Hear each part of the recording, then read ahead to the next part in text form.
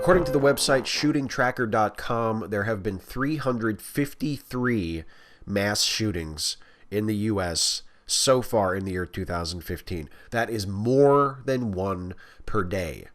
The day that this video is published, December 7th, is the 341st day of the year. And we have had so far, as of this recording, 353 mass shootings. The most recent being the awful shooting in San Bernardino, California, committed by Syed Farouk and Tashfeen Malik, that killed 14 people and wounded 17 people. The definition of a mass shooting used by shootingtracker.com is an event where at least 4 people are shot.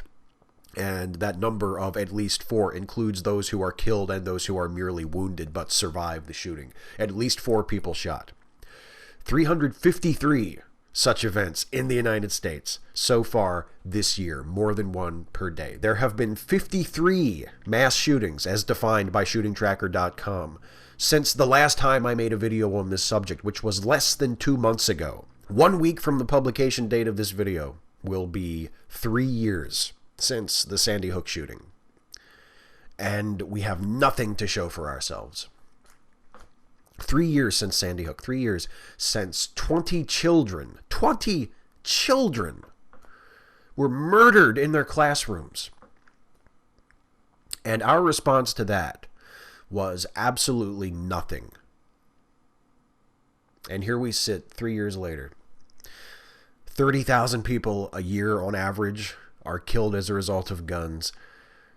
Hundreds of mass shooting events a year, something that is virtually unheard of in the rest of the developed world. We have hundreds of them a year. Now, the issue of gun deaths in the United States is a big, complex issue. It's multifaceted. So for this video, in the interest of not repeating myself too much, I am going to focus on one particular facet of America's gun problem, America's deplorable, inexcusable gun problem, and that is the lack of research being done on gun violence, particularly on gun violence as a public health issue. There has not been a study of gun violence funded by the Centers for Disease Control since 1996. Not one. Despite all of the media attention generated by gun violence and particularly by mass shooting events, despite the fact that after Sandy Hook, President Obama specifically directed the CDC to resume research into gun violence, there has not been a CDC-funded gun violence study since 1996. Now, why is that? Well, the reason is, in 1993, there was a study into gun violence that was published in the New England Journal of Medicine that was funded by the Centers for Disease Control, the CDC. And the results of that study, the findings of that study were that gun ownership is a risk factor for homicide in the home, that just merely having a gun in your house increases the chance that there will be a homicide in your home. And the NRA, as you might expect, did not like the findings of that study. They reacted very, very poorly, and they lobbied Congress to do something about this. So what happened was 3 years after that study was released, in 1996, Congress attached a rider to their omnibus appropriations bill for fiscal year 1997 that stated that the Centers for Disease Control cannot fund any study or any research that could be used to advocate or promote gun control. After the Sandy Hook shootings in December 2012, President Obama directed the CDC to resume funding research into gun violence. That didn't happen because of this law that was passed by Congress forbidding the CDC from conducting such research. And at the time, in 2013, then Speaker of the House John Boehner was asked by a reporter, why do the Republicans continue to block research into gun violence from the CDC? And Boehner said, quote, "The CDC is there to look at diseases that need to be dealt with to protect public health.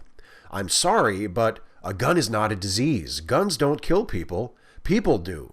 And when people use weapons in a horrible way, we should condemn the actions of the individual and not blame the action on some weapon. So Boehner's excuse for legally blocking the CDC from conducting this particular kind of research is that the CDC is there to look at diseases, not to look at guns. Guns aren't a disease. So I got curious about if that's really true. And I went to the website for the Centers for Disease Control. This is the website at cdc.gov. And as you can see, if you go to the menu, you can look at the various things that they look into. And it is primarily concerned with disease, ADD, cancer, diabetes. There's that menu. But if you go over here to more CDC topics, the second line down in this submenu is injury, violence, and safety.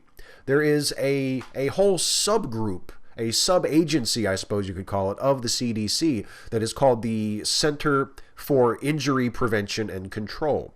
And it is under the auspices of this entity that that research in 1993 that caused all the ruckus among the NRA types was funded. And look at the topics that are covered by this area of the CDC. Drug overdose, traumatic brain injury, motor vehicle safety, violence prevention, home and recreational safety. None of this has anything to do with disease.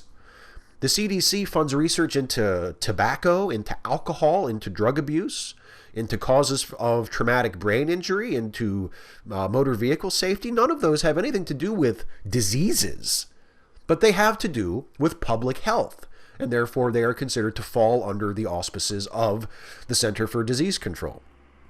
But for some reason, even though the CDC conducts research and funds research into all of these various non-disease related causes of death and causes of injury, the only one that they are specifically forbidden to pursue is gun deaths, gun-related violence, gun-related injuries. That they can't touch that.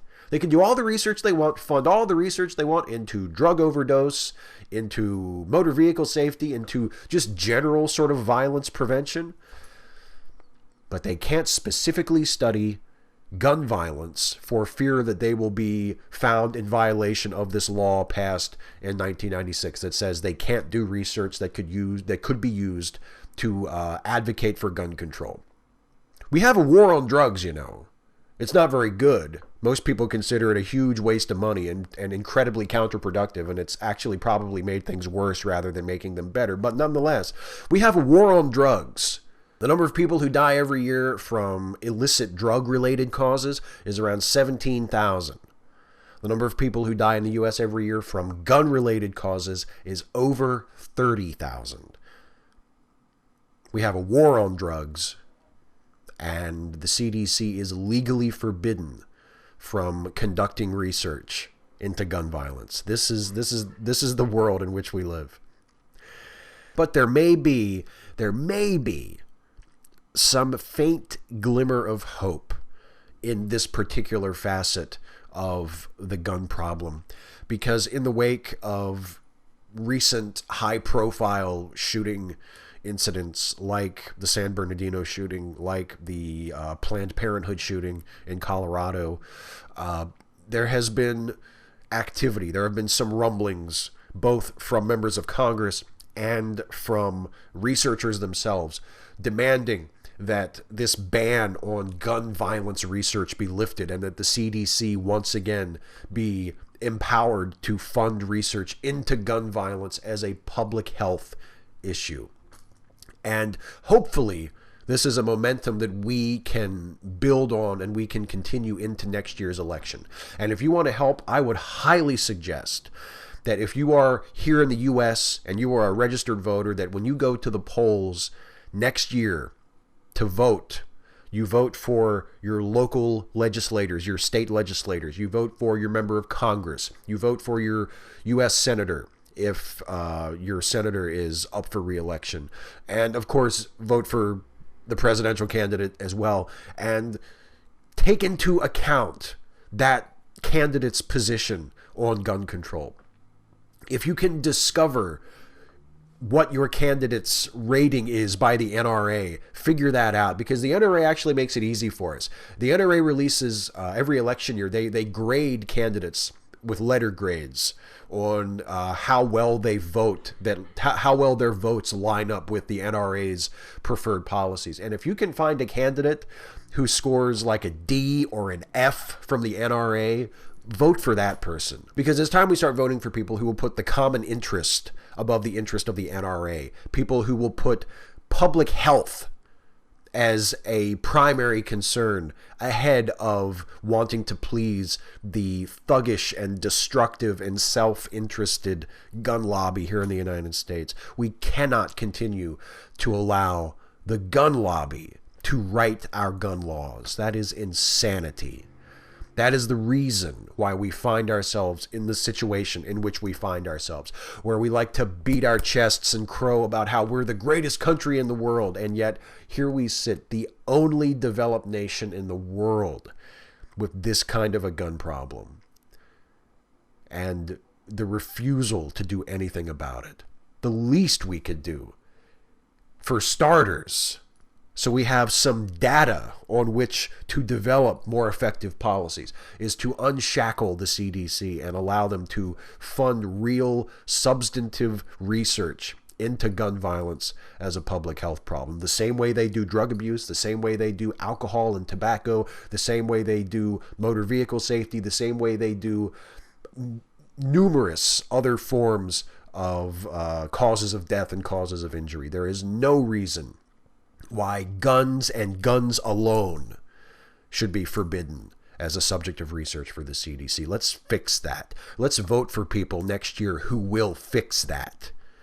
And then maybe after we take that first step, we can take the other steps that we should have taken decades ago and desperately need to take now to fix this horrific and inexcusable problem with gun violence and gun death in the United States. Hey folks, hope you found this video to be of some use to you. If you did, please like it and share it, and subscribe to this channel if you're not subbed already. Also, please consider helping me to make more videos like this by supporting this channel through Patreon. You can go to patreon.com/Steve Shives to become a patron. Thanks for watching.